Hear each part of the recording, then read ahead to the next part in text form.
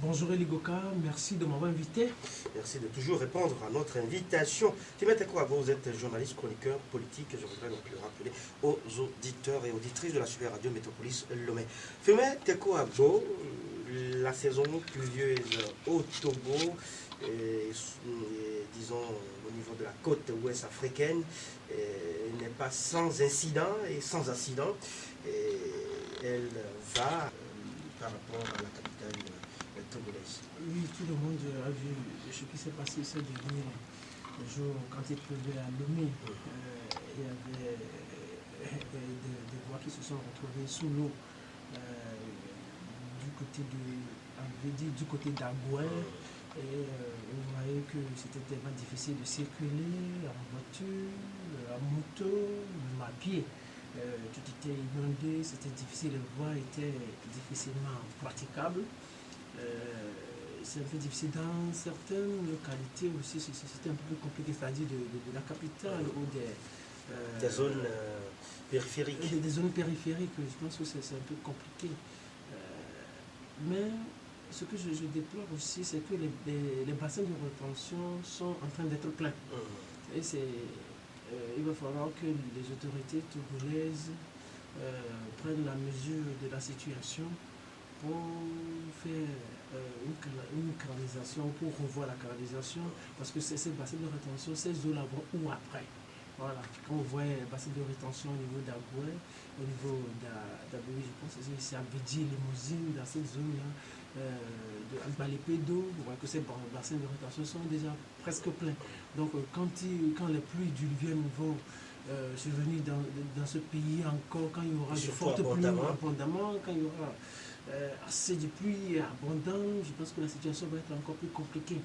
Vous connaissez quand même l'effort du gouvernement en termes d'infrastructures devant canaliser les eaux d'écoulement. Oui, il faut reconnaître que le gouvernement a fait un certain effort.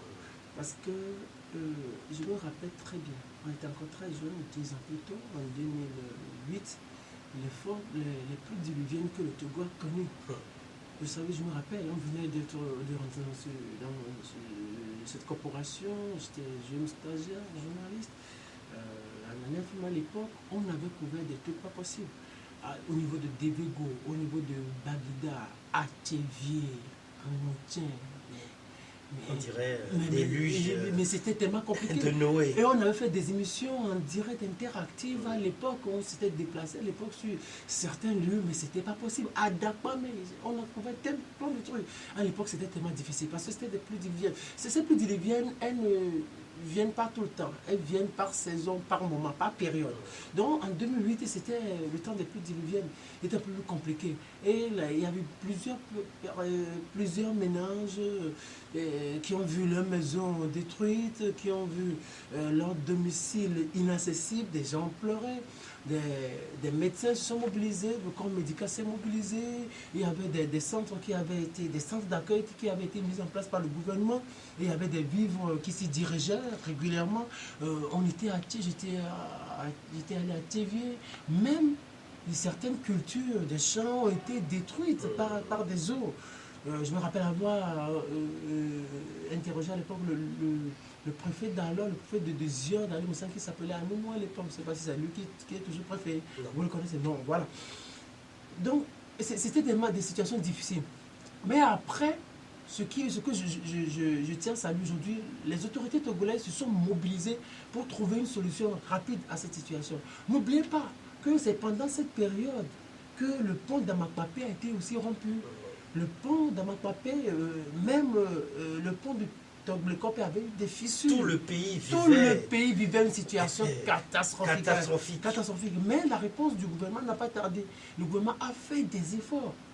À l'époque, le gouvernement a fait des efforts. C'est pour cela. Mais aujourd'hui, on reconnaît quand même que ces efforts ne sont pas suffisants. Oui, bien, écoutez, non, c'est pas M. Luka. Le gouvernement a fait des efforts. Pourquoi je dis ça? Parce qu'après, jusqu'en 2010-2011, ces bassins de rétention que vous voyez ont été construits en un temps record.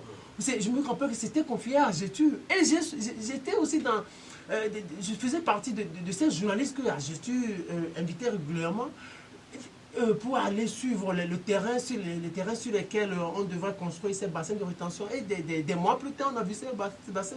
Donc je pense que c'est des efforts qui ont été faits.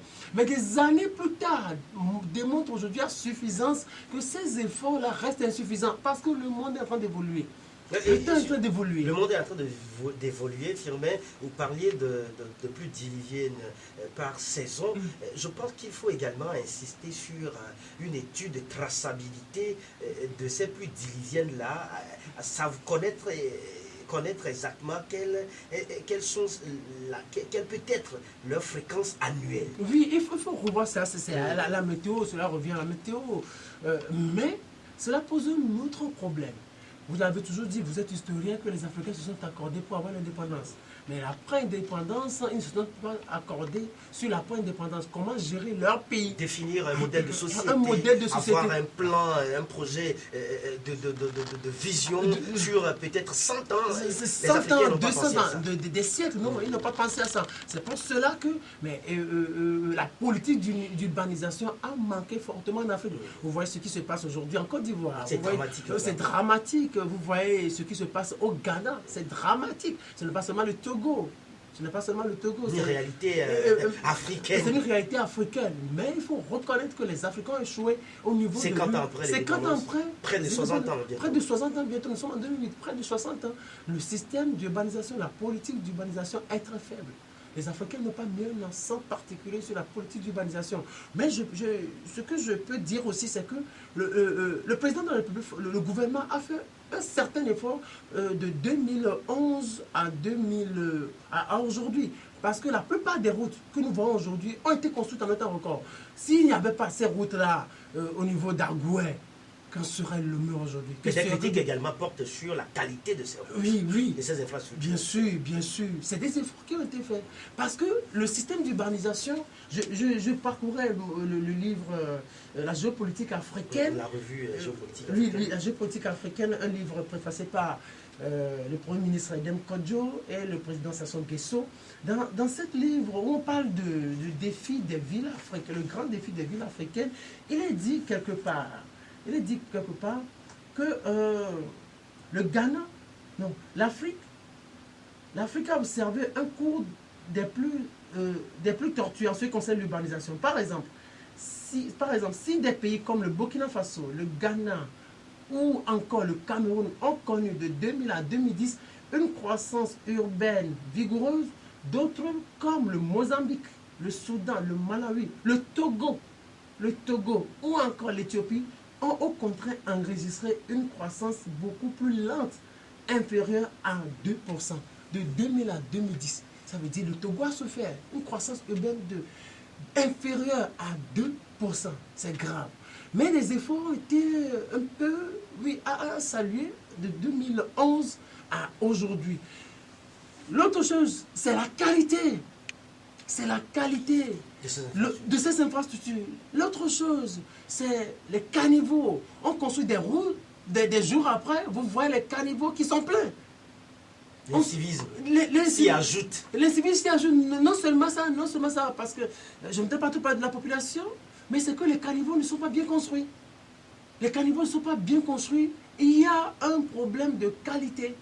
C'est là où, juste après ces travaux, il faut des contremaîtres pour surveiller, pour faire un suivi de ces travaux-là. Parce qu'on ne va pas remettre de l'argent, 2 jours après, ces routes vont se retrouver sous l'eau. Ce n'est pas possible. Ça veut dire s'il y a un système de canalisation, il y a les caniveaux qui ne sont pas bien construits, les caniveaux qui ne sont pas de qualité. Et donc, du moment où il y aura toujours ce genre de choses, le Togo vivra toujours ces histoires d'inondation. Et ça va être compliqué. Les gens vont toujours être frustrés, aigris, parce que il faut juste qu'il pleuve et vous voyez vos ménages détruits, vous voyez vos domiciles inaccessibles. C'est un peu plus compliqué. Il va falloir que les autorités togolaises aujourd'hui, qu'elles réfléchissent, mettent en place une politique d'urbanisation sérieuse sur 50 ans, sur 100 ans. Le plan de la ville de Lomé, le plan du pays. Si on n'a pas ça, on ne peut pas évoluer. On va juste faire ou mener une politique de combattage de brèche. Parce qu'on dit qu'il y a des routes qui manquent ici, alors on construit des routes. On dit il y a des caniveaux qui manquent ici, on va ici, on construit des caniveaux. On ne fait aucune étude sur le terrain aucune étude sur le terrain. C'est ce qui fait qu'il y a toujours... Ces histoires d'inondation n'arrivent pas à être maîtrisées. Ce qui arrive au Ghana, ce qui arrive en Côte d'Ivoire, c'est parce que les Africains ont échoué. Ce n'est pas seulement le Togo. Ça me fait mal quelquefois quand on dit que le Ghana est tellement développé, plus développé que le Togo. C'est sur le WhatsApp que j'ai vu l'autre fois qu'il y avait une femme enceinte qui était à l'hôpital, mais il n'y avait pas de lit disponible. Au Ghana? Au Ghana, il n'y avait pas de lit disponible. Pour cette situation, le Maroc le vit aussi. Les lits disponibles sont inférieurs aux demandes exigées. Ce n'est pas seulement le Togo, les Africains ont trop de problèmes. Il va falloir qu'ils restructurent leur politique de développement. Les Africains ont trop de problèmes. Et Fimet Ekouagbo, vous parlez des images sur les réseaux sociaux. Et une image m'a fait sourire, c'est celle du président Marc Christian Kaboré, c'est ça, et qui, le président bien sûr du Burkina Faso, qui dans la voiture a été embourbée, ou une voiture de sa garde présidentielle a été embourbée. On a vu le président sortir de sa voiture la nuit, prendre une torche et rester avec ses gardes jusqu'à ce qu'une solution soit trouvée avant de rentrer chez lui. Je me demande ce que le président Kaboré veut démontrer au reste du monde, aux yeux du monde. Mais Fimet Ekouagbo, on a vu par exemple au Ghana, quand il était encore président, Jerry John Rawlings sortir dans la rue, participer aux travaux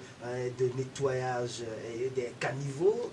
Vous avez dit Jerry John Rawlings, il sortait quand il était président. Il avait dit que c'était des choses qui se préparaient. Ah bon? C'était des choses qui se préparent. Mais toute sortie du président de la République et du chef de l'État doit être préparée. Ça, c'est comme ça. Mais un président, c'est une autorité.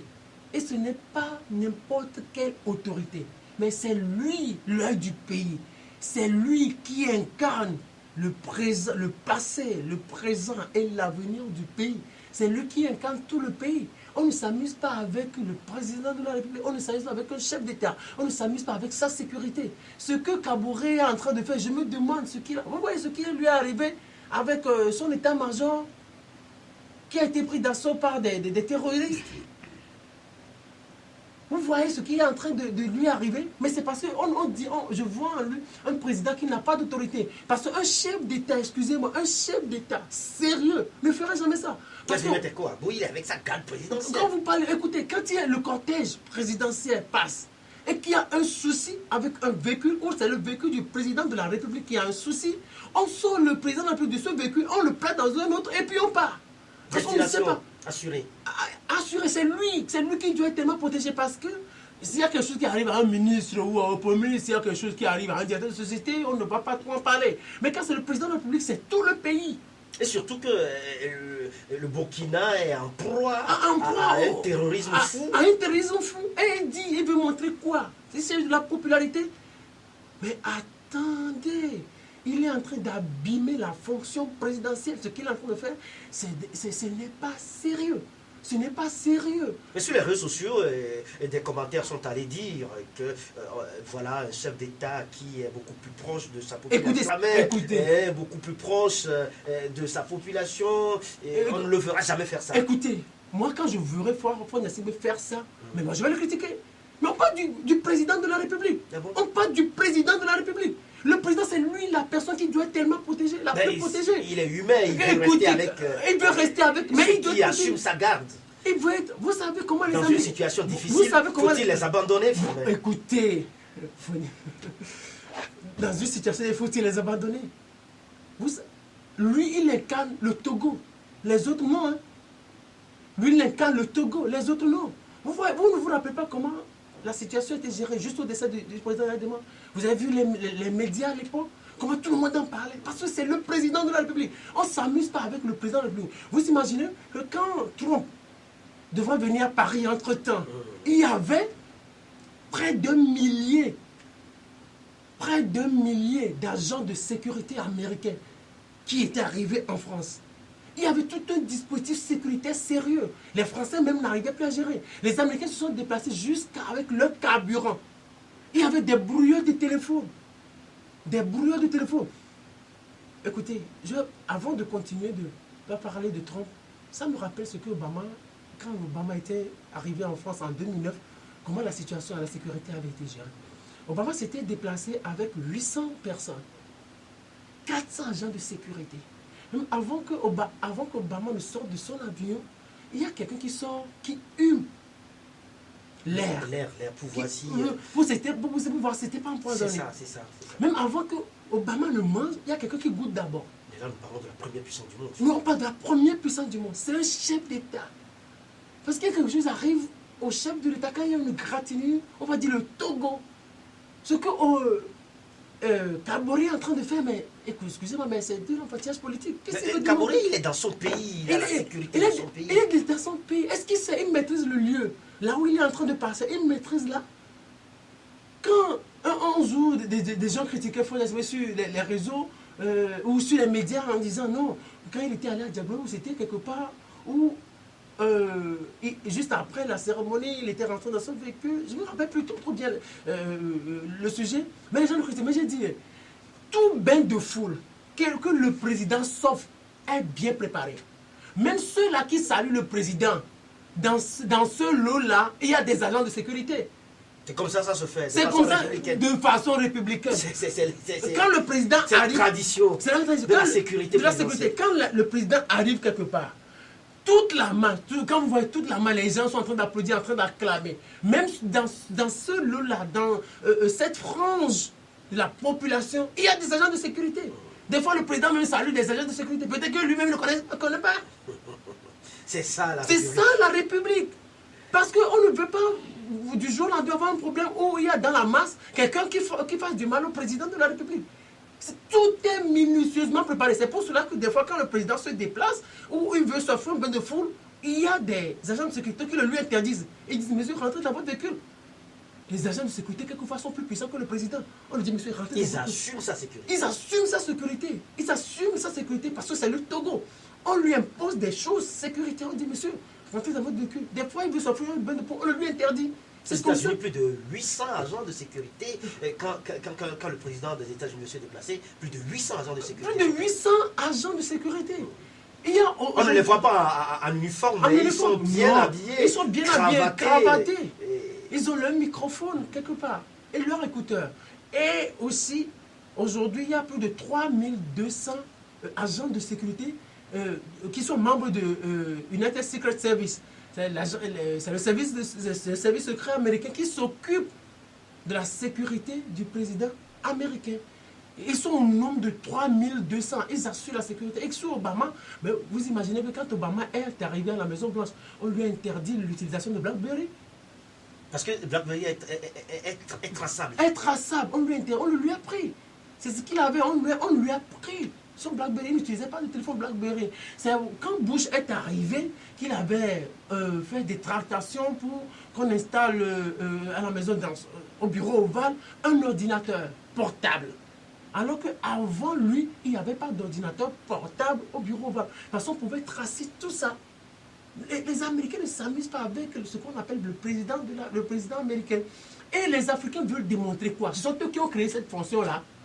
Ce sont les Africains qui ont créé la fonction présidentielle. Fimé Tekou Agbo, dans le cadre des terroristes, pourraient profiter de cette mauvaise opportunité qu'ils s'offrent pour l'attaquer. Bien sûr, mais écoutez, oui, bien sûr, parce que lui, tout d'abord, il n'arrive pas à se comporter, à mener la politique que menait son prédécesseur Blaise Compaoré, parce que Blaise Compaoré avait un deal avec les terroristes. C'est ce qui faisait que les terroristes étaient toujours tranquilles, n'arrivaient pas à attaquer la région où le Burkina Faso. Les terroristes se sont fâchés contre lui et maintenant lui veut montrer qu'il n'est pas en sécurité.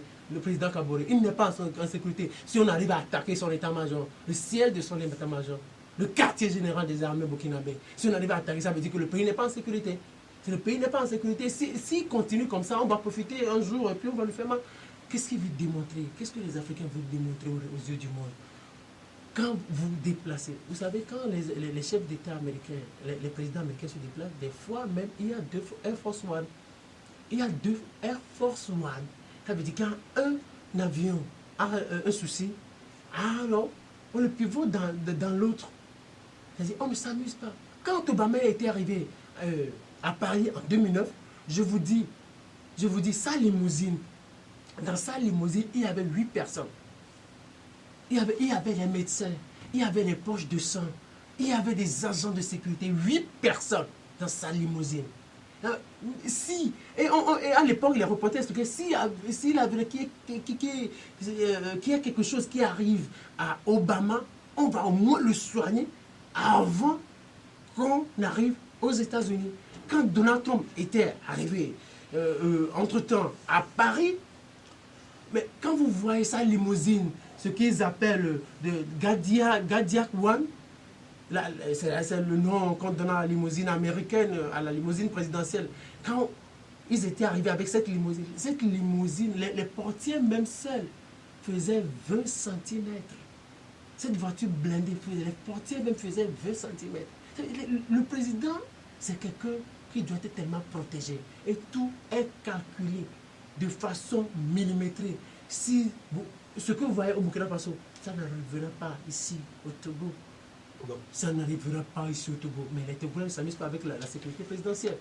Les Togolais ne s'amusent pas avec la sécurité présidentielle. C'est seulement au Burkina Faso que le président Kaporé peut s'offrir ce genre de choses. S'il y avait quelque chose qui lui arrive, si quelque chose lui arrivait, on va dire quoi? On va dire que le président voulait être proche de sa population. Il n'est pas n'importe qui. Hein. Il n'est pas n'importe qui. Il n'est pas n'importe qui. Vous voyez que des fois, on peut annoncer un chef d'État ici. Et du jour au lendemain, on va dire non, que le chef d'État ne peut pas venir, il va se faire représenter par un Premier ministre. Vous savez ce que les agents de sécurité ont vu, vous savez ce que les renseignements ont eu comme information. Mais tout, on ne s'amuse pas avec le président de la République. Quand Obama est arrivé à la Maison Blanche, le jour-là même, il y a eu 3 tentatives d'assassinat qui ont été avortées. Il y a eu 500 lettres de menaces de mort qui ont été adressées à Barack Obama. Un chef d'État, c'est l'œil du pays et c'est lui qui est mis en vue.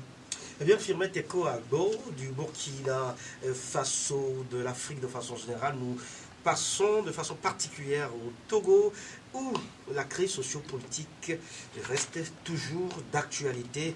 On tente toujours de trouver des solutions de sortie de crise. Et cette semaine, on parle de la rencontre, des rencontres de propositions de sortie de crise qui ont eu lieu avec la Commission, avec la CEDEAO, bien sûr, des représentants de la CEDEAO. Eh bien, parlons tout d'abord de Togo Debout, qui fait proposition à la CEDEAO et à la C14.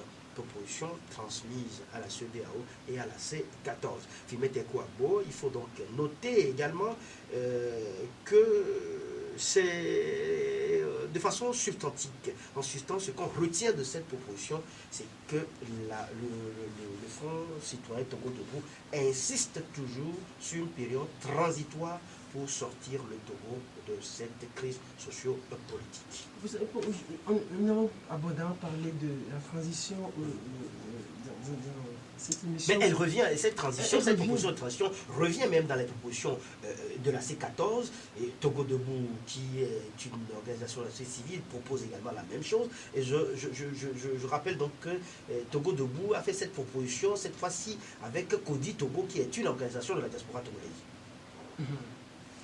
Je me demande pourquoi organiser une transition. La transition est souvent le lendemain d'une crise profonde. Vous ne trouvez pas la crise sociopolitique togolaise aussi profonde pour nécessiter une transition? Oui, écoutez. Vous savez, en 1990, en 1990 jusqu'à 1991, la crise était tellement sérieuse au Togo. Parce qu'à l'époque, c'était le vent de la démocratie. C'était le vent de la démocratie et le monde entier bougeait. Ça bouait à l'époque, le monde entier. Et on a organisé, il y a des gens qui avaient accepté qu'on organise la conférence nationale.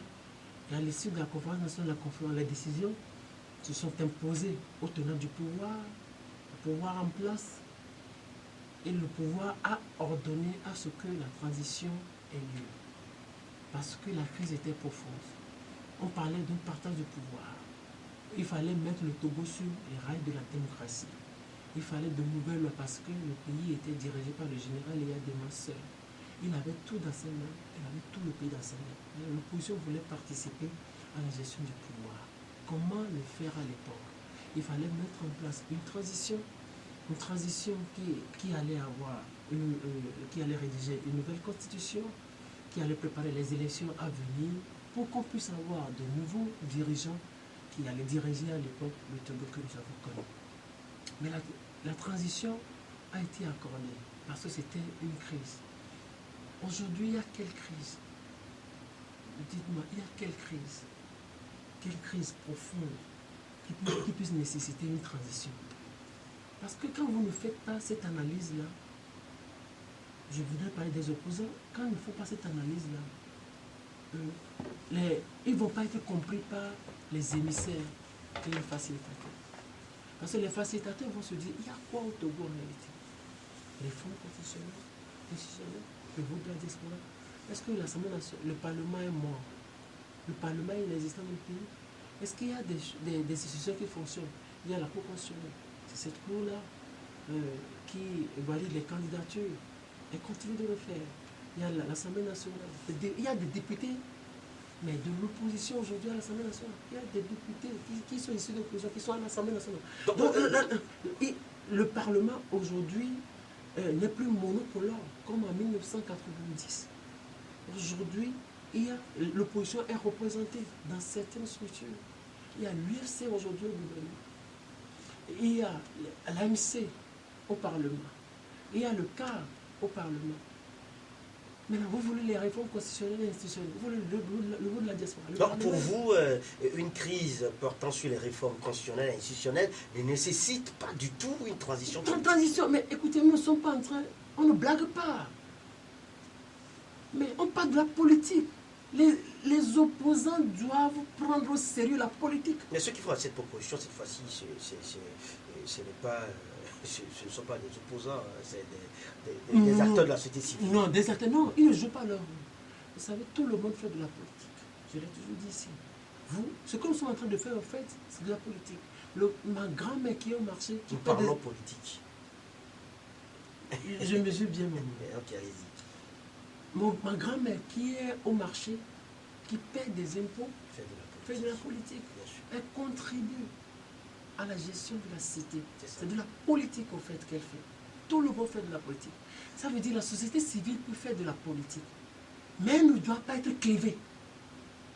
C'est le clivage que moi je dénonce. Encore vous trouvez Togo Debout clivé? Oui, c'est Togo Debout qui demande à Fonya Simbo de ne pas se positionner en 2020. C'est son problème. Non, mais c'est les politiques qui vont se dire, ou la population simple peut se dire, un citoyen lambda peut dire, moi je ne veux plus de Fonya Simbo au pouvoir en 2020. C'est une organisation de la société civile. La société civile fait quoi? Je vous dis toujours, son rôle c'est quoi? C'est de faire le constat, de dénoncer un certain nombre de choses et de faire des recommandations. Elle n'impose rien en fait. Mais elle fait des recommandations ici. Elle dit non. Elle dit, on fait une transition et ce qu'on n'a pas dit. Elle dit toujours elle propose toujours qu'il y a un Premier ministre qui dirige cette transition. Même devant les émissaires. Issu de la société civile. Issu de la société civile. C'est là où je me suis dit, mais les gens font tout avec des intérêts. Les gens veulent être nommés Premier ministre. Et quand le pouvoir s'en aperçoit, il ne bouge plus. Un des leaders même de Togo Debout a écrit, un de nos confrères est pressenti Premier ministre de la transition. Oui, c'est Raphaël Panda. Maître Raphaël Panda a dit, on dit il est pressenti Premier ministre. Ah, nous sommes au Togo. Je me demande si ça peut être possible. Mais encore, faut-il qu'il y ait une crise profonde. Sinon, ça ne marchera pas. On va faire une transition. Pourquoi? Ce pouvoir qui a tous les soutiens, presque, du monde, ce pouvoir-là, qui est arrivé à gérer les manifestations, qui est arrivé à tout gérer, à reprendre la main, à tous les niveaux, va accepter une transition. Pourquoi organiser la transition? Cette transition, disent-ils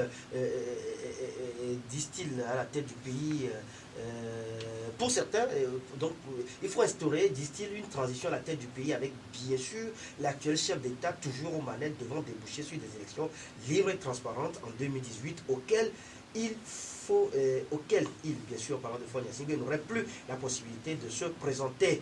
D'autres préfèrent, au contraire, la réalisation des réformes constitutionnelles, institutionnelles et électorales avec le choix offert à l'actuel occupant du nouveau palais de la présidence de se présenter conformément au sacro-saint principe de la non-rétroactivité de la loi. Voilà les deux positions qui animent le débat aujourd'hui. Oui. L'opposition qui parle de transition n'est pas un bon exemple en ce qui concerne la gestion d'une transition. Vous savez pourquoi? On a remis le pouvoir à l'opposition dans les années 90. Vous savez dans quelle situation Oui, cela a été fait? oui, on a remis. Et il y a qui m'a été fragilisé. Allez interroger tout le monde. Le pouvoir a été presque remis à l'opposition.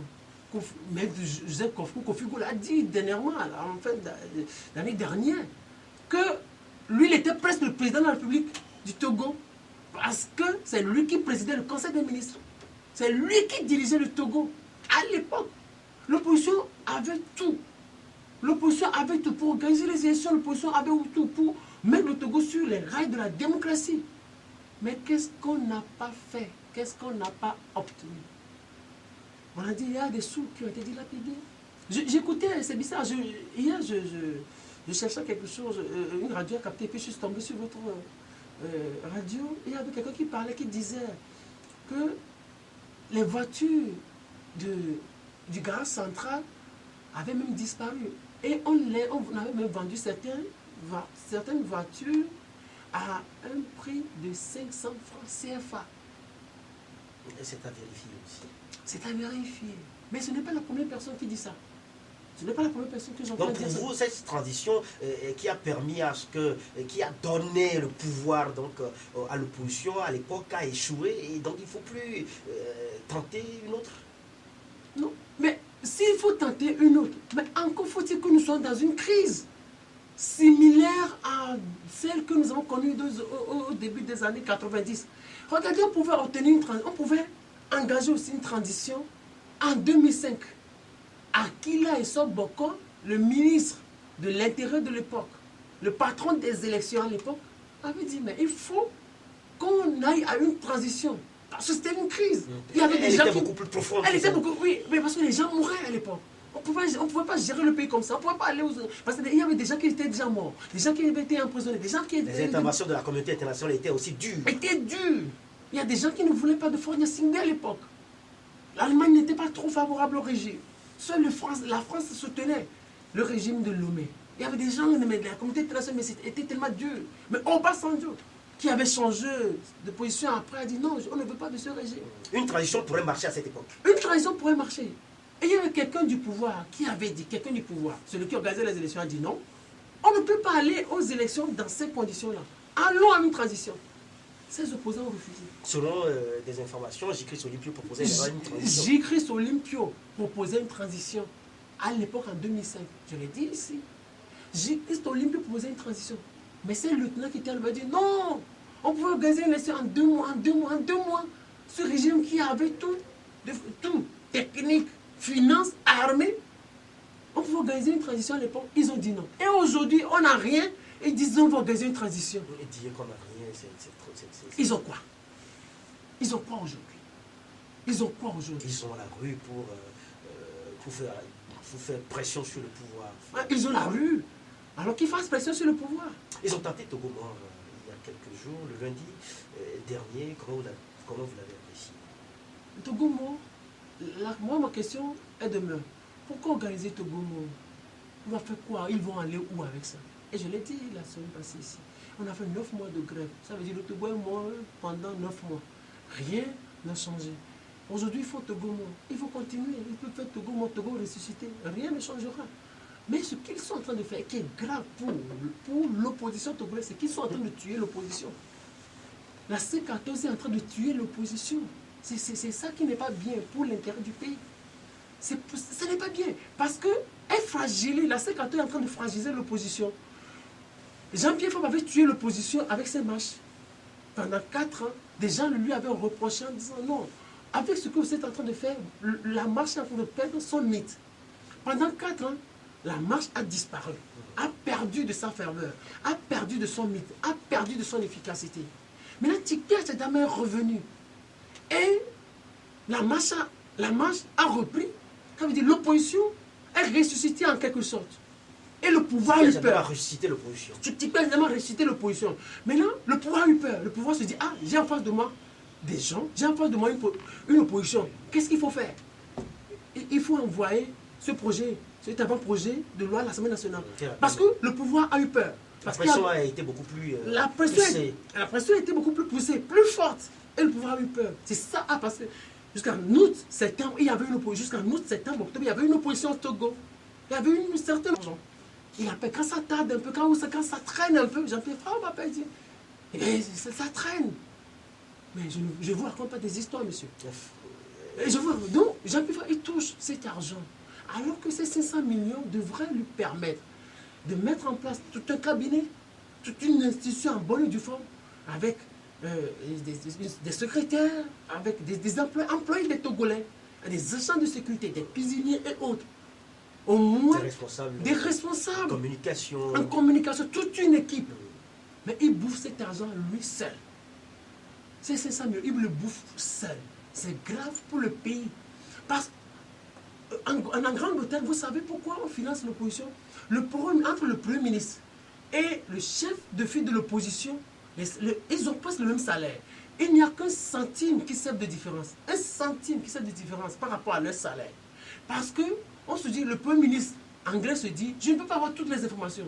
Il faut qu'il y ait un château cabinet qui suit exactement ce que je suis en train de faire et qui me fasse des propositions conséquentes. Des contre-propositions parfois. Des contre-propositions parfois. Le ministère, dans le château cabinet, ils ont tous les ministères. Tous les ministères. Tous les ministères, avec des chiffres, avec des propositions. Le gouvernement de l'opposition. Au gouvernement de l'opposition. Au Togo, c'était l'esprit. Mais on ne peut pas avoir ça. Dans tous les pays au monde, on a besoin d'une opposition sérieuse, efficace. Vous savez ce qui est arrivé dernièrement en France?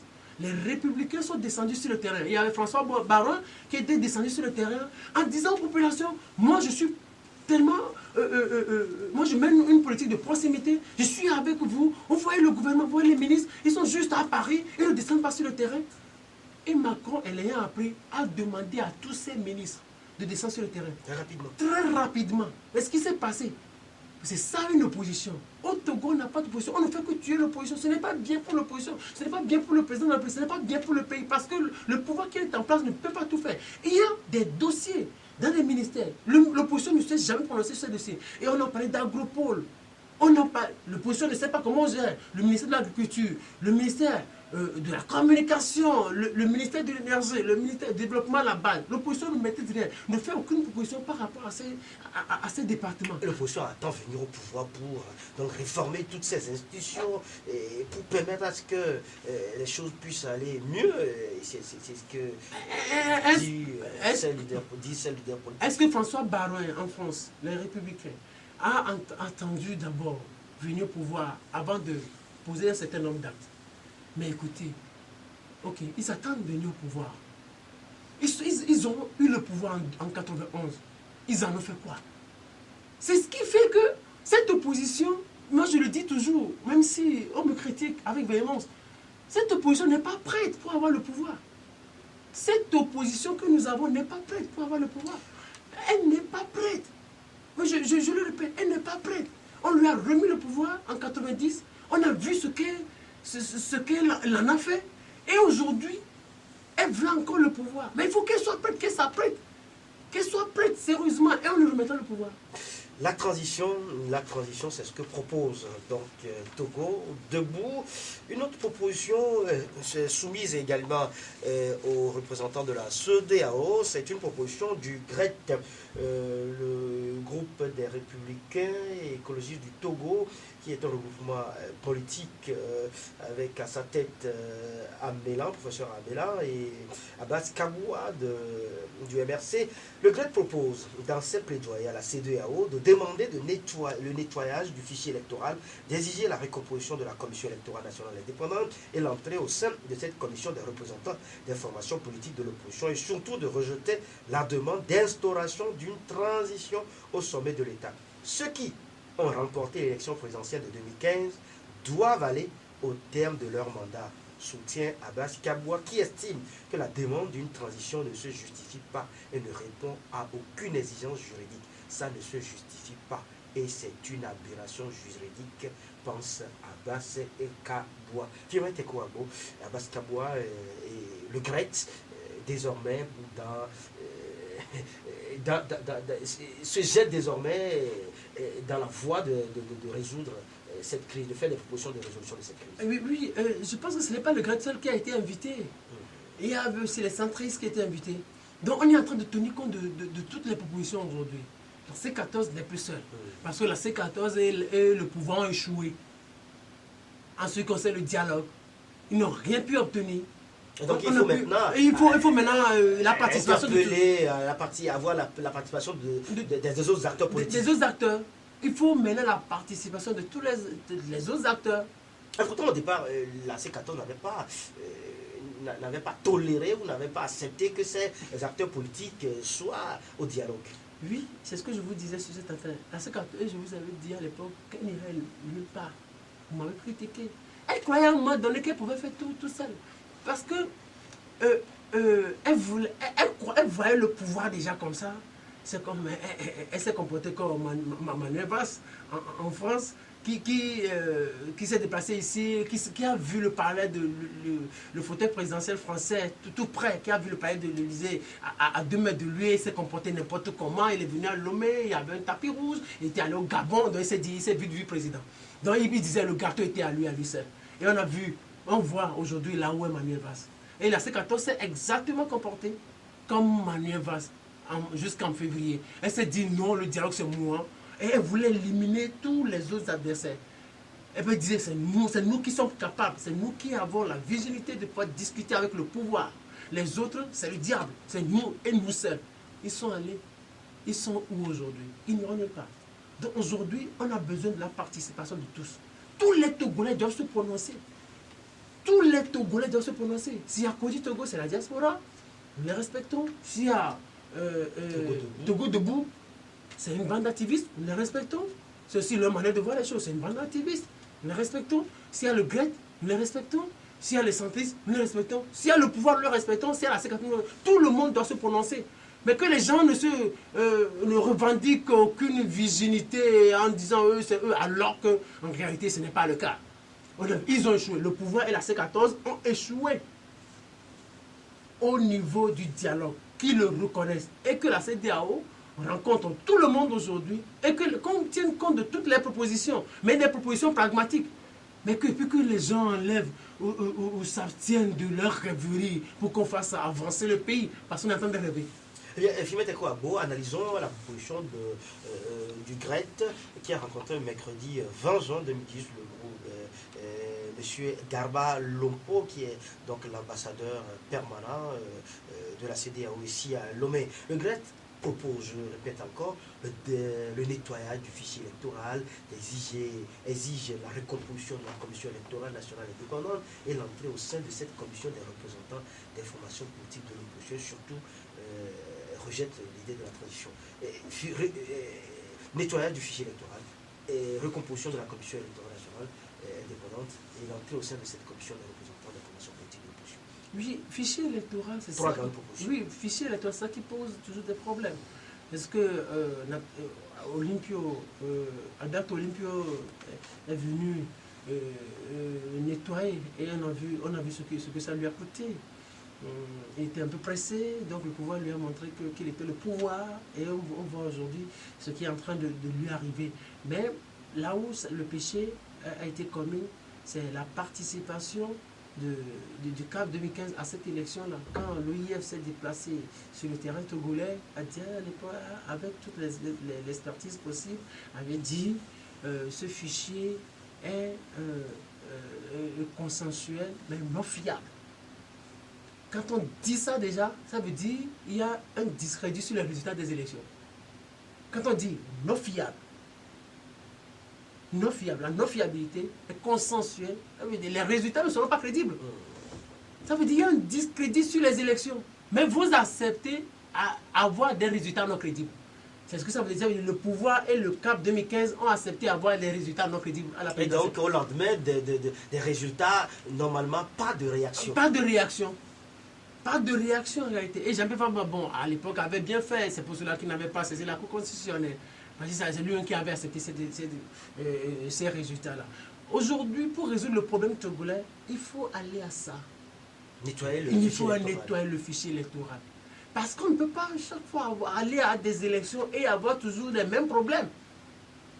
Il faut qu'on nettoie sérieusement le fichier électoral. Si on veut avoir... Mais on a peur de quoi en fait? Si le pouvoir sait aujourd'hui qui peut gagner, qui est aujourd'hui uni, a des représentations sur toute l'étendue du territoire national, uni maîtrise le pays mieux que quiconque. Mais que uni ouvre la voie. Que uni fasse un effort, le parti au pouvoir fasse un effort pour nettoyer le fichier électoral. Et puis on règle ce problème-là une fois pour de bon. Qu'on nettoie le fichier électoral et qu'on revoie la recomposition de la CENI, de la Cour constitutionnelle. Il faut que l'opposition soit présente, soit représentée dans toutes ces institutions-là. Et on va éviter les problèmes. Cette proposition du GRET s'inscrit naturellement dans la logique des élections. Et pourtant, au niveau de la C14 ne parle pas d'élections dans cette crise. Ils veulent qu'on fasse quoi? Ils veulent créer un pays qui est en train de marcher, un pays qui est en train d'évoluer. Donc on va suspendre le fonctionnement des institutions, on suspend la Constitution, et puis on va dire, non, on ne va plus aux élections. On instaure une transition. Une transition. Nous sommes où là? Et nous allons où là? Donc, non. Moi, je ne soutiendrai jamais l'anarchie dans ce pays. Moi, je ne soutiendrai jamais l'anarchie dans ce pays. Et c'est ce que les gens veulent. Si les gens ne sont pas prêts pour aller aux élections, qu'ils n'aillent pas aux élections. Mais moi, je défends la République. Moi, je suis un républicain, moi. Je suis un républicain. Ce que moi, je défends, c'est que la République fonctionne. Parce que quand vous allez suspendre le fonctionnement des institutions, mais Eyadema disait à l'époque, on sait quand ça commence, mais on ne sait quand ça se termine. Donc on va suspendre des choses aujourd'hui, mais là ça va créer de l'anarchie. On ne saura où aller, on ne saura où aller. On ne saura comment mettre fin à ces histoires. On ne saura comment mettre fin à ce désordre extérieur que les gens veulent créer. Moi, ce que je demande, ce que j'ai toujours demandé, il faut mettre en place les conditions de transparence des élections. Que l'opposition soit dotée de moyens suffisants si elle veut aller aux élections. Qu'on revoie le fichier électoral, qu'on revoie la recomposition de la CENI et de la Cour constitutionnelle. Et que si les opposants veulent les réformes, comme c'est le souhait de 80% des Togolais, selon Afrobaromètre, que le pouvoir passe par l'Assemblée nationale ou par un référendum. Là, la voie parlementaire a déjà échoué, qu'on aille au référendum et puis on va clore ça. Que les gens ne se disent pas qu'on va faire des réformes saintes dans ce pays. Les réformes saintes, ça n'existera pas. Le pouvoir ne peut jamais faire les réformes. Ça n'existe nullement ailleurs. C'est le président de la République même qui est en train de tarder. Moi, je dis, il peut faire les réformes à sa manière. S'il cherche un consensus, il n'arrive pas à trouver le consensus, mais qu'il aille au référendum et puis c'est fini. Qu'on fasse les réformes. Allez voir toutes les constitutions du monde. Toutes les constitutions du monde sont imparfaites. Toutes les constitutions, aucune constitution n'est parfaite. Mais seule la Bible est parfaite. Aucune constitution au monde n'est parfaite. Toutes les constitutions arrachent un camp. Quand vous venez, vous essayez de redresser la barre. Quand vous revenez au pouvoir, vous essayez de redresser la barre. Ce qu'on demande, si le président ne peut faire avancer le pays, mais qu'il fasse les réformes, c'est tout. Qu'il fasse les réformes. En tout cas, Fimet Ekoagbo, en attendant donc que la CEDEAO se prononce sur sa feuille de route, Garba Lompo, qui est donc représentant de la CEDEAO ici à Lomé, aurait confié que la CEDEAO n'imposera rien aux Togolais et exigera au contraire le respect des principes démocratiques et la nécessité d'aller aux élections avec un cadre plus consensuel. Exactement. La CEDEAO ne va pas créer une situation de non-droit ici. Ça n'existe pas parce que les gens disent, les gens écrivent, j'ai lu des choses pas possibles sur Internet. Et je me demande si nous réfléchissons un peu. Nous ne mesurons pas ce qu'on appelle la géopolitique ou la politique internationale. Quand les gens écrivent que les chefs d'État vont venir au Togo et vont demander à Fonya Singbe de diriger la transition, mais de ne pas être candidat en 2020. Vous vous rappelez quand il y avait une crise en Libye à l'époque? C'était Kadhafi qui était au pouvoir. On a tué Kadhafi. Aucun chef d'État ne s'est prononcé. Même bien avant sa mort, aucun chef d'État ne s'était prononcé. Quand vous êtes au pouvoir, la politique, c'est une sorte de vent. Ça tourne et ça souffle de façon périodique. Donc quand votre homologue est en train de souffrir, si vous n'avez rien à faire pour le soutenir, taisez-vous. Parce que cette même situation, vous la vivrez un jour. C'est pour ça que les chefs d'État ne vont jamais se lever et venir demander à Fonya Singbe de ne pas être candidat. Ils sont qui? Fonya Singbe, il y a des lois de son pays qui lui permettent d'être encore candidat. Et vous allez venir lui imposer. Fonya Singbe n'est pas le problème du Togo, que les Togolais le retiennent une fois pour de bon. Fonya Singbe n'est pas le problème du Togo. Et il y a des gens, Singbe n'a jamais été le problème du Togo. La preuve, il est mort. Le problème n'est toujours pas résolu. Même quand Fonya Singbe quitte le pouvoir, le problème ne sera pas résolu. Le problème, c'est les Togolais eux-mêmes. Ils n'arrivent pas à s'entendre. Ils n'arrivent pas à s'accorder sur l'essentiel. Ils sont trop pressés. Tout le monde veut être président. C'est tout. Tout le monde veut être président. Tout le monde veut manger. On parle de choses sérieuses. Les gens parlent maintenant de transition avec un premier ministre issu de la société civile. On parle de choses. On dit qu'il faut mettre le Togo sur les voies de la démocratie. Les gens parlent de société civile. Les gens parlent de transition. Les gens parlent de premier ministre. Les gens veulent manger. Ça ne marchera pas comme ça. En 90, les gens étaient tellement pressés. Les gens n'ont jamais gouverné. Ils sont venus. On leur donne des postes. Ils sont venus. Ils ont dit la plaidé. On dit ah, c'est comme ça. Mais bien avant 90, j'ai quelqu'un qui a eu à travailler pendant des années au CASEF. Et quand cette personne vous parle d'Yadema, des fois vous regrettez. Vous tombez d'admiration pour vous. Vous tombez d'admiration pour l'homme et vous ratez notre entrée en démocratie. Moi je dis que le problème que connaît le Togo aujourd'hui, c'est son entrée en démocratie. C'est très raté. Très raté. Le monsieur nous dit, quand Yadema était au pouvoir jusqu'à 90, quand Yadema allait en mission, il revenait avec une grande partie des frais de mission qu'on envoyait au trésor public. Nyasingbe Yadema. Quand il allait en mission à l'époque, il revenait. Le gars travaillait. Ceux qui me racontent l'histoire, il travaillait au CASEF. Il dit, et Yadema, c'est quelqu'un qui vivait de façon simple. Quand il allait en mission à l'époque, on leur donnait des frais de mission, n'est-ce pas? Il revenait avec une grande partie des frais de mission qu'on envoyait au trésor public. Il faisait ça régulièrement. Mais c'est la démocratie que Yadema et les Togolais n'ont pas comprise. Et Yadema croyait que la démocratie était contre lui. Les Togolais ont dirigé la démocratie contre Yadema. Contre Yadema. Les Togolais ont dirigé la démocratie contre Yadema. Les Togolais ont dit non, la démocratie c'est pour venir tuer Yadema.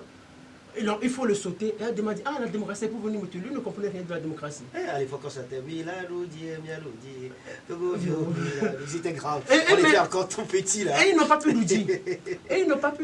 Et Yadema, il s'est recommandé. Et l'autre question qu'il faut se poser, c'était quel combat d'ailleurs? Quel combat? Non, c'était un combat contre Yadema, c'est tout. Alors que le combat devait être un combat de réforme. Un combat de tout réforme. le système politique du pays. De tout le système politique du Togo. C'est ce que Ninevi, c'est pour ça que je salue toujours ce que Ninevi a dit. Démocratie d'abord. Multipartisme après, parce qu'il fallait refonder le Togo dans toutes ses dimensions et mettre le pays sur la voie de la démocratie. Dans toutes ces dimensions. Les Togolais, les venus de France, ouais, la diaspora est en train de parler encore. Les venus de France, à l'époque, on dit non, Yadema doit partir, on dissout le RPT et c'est fini, nous allons prendre le pays. Et on a vu s'ils ont pris le pays. Ils continuent la même chose. Vous savez, un jour, le temps viendra où Fonya Singbe quittera le pouvoir. Le temps viendra où le régime quittera le pouvoir. Mais ce n'est pas encore le moment.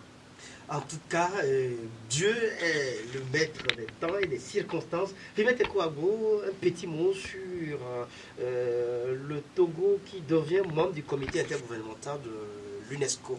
Je pense que le Togo a toujours une bonne image à l'international, mais c'est la culture qui m'intéresse. Très rapidement. Nous avons un ministère de la culture au Togo. Bien sûr, dirigé par Guy Madia Lorenzo. Ça ne fonctionne pas. Nous avons un ministère de la communication au Togo. Ça ne fonctionne pas. Nous avons un ministère de la fonction civique, c'est ça? De la formation civique. De la formation civique, ça ne fonctionne pas. On ne sait même pas qu'il y a un ministère de la culture.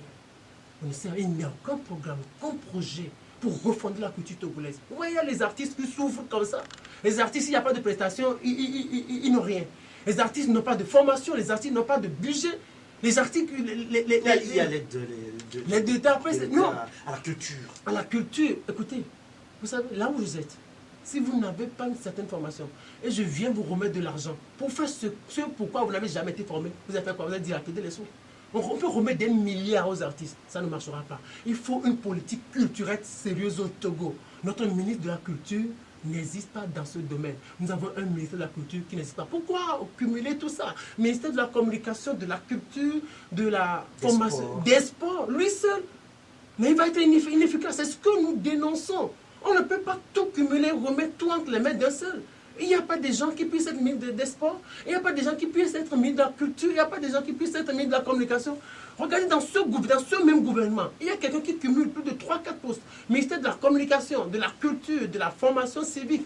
et des sports. Il y a dans ce même gouvernement, il y a quelqu'un qui cumule, qui est directrice de cabinet et qui cumule ministère, ça veut dire le cabinet présidentiel, ministère du développement à la base, de la jeunesse, et quoi, il y a quelque chose, il y a un troisième. Ça ne peut pas marcher comme ça. Vous allez être inefficace. Si le président de la République veut faire avancer le pays, il faut qu'il se fasse violence. Il faut qu'il se fasse violence pour éviter, pour s'interdire ce cumul de postes et lutter contre l'impunité. L'autre chose, pour conclure, Rapidement, Fimé. selon la Constitution, le président de la République doit se présenter annuellement devant les députés qui respectent la Constitution.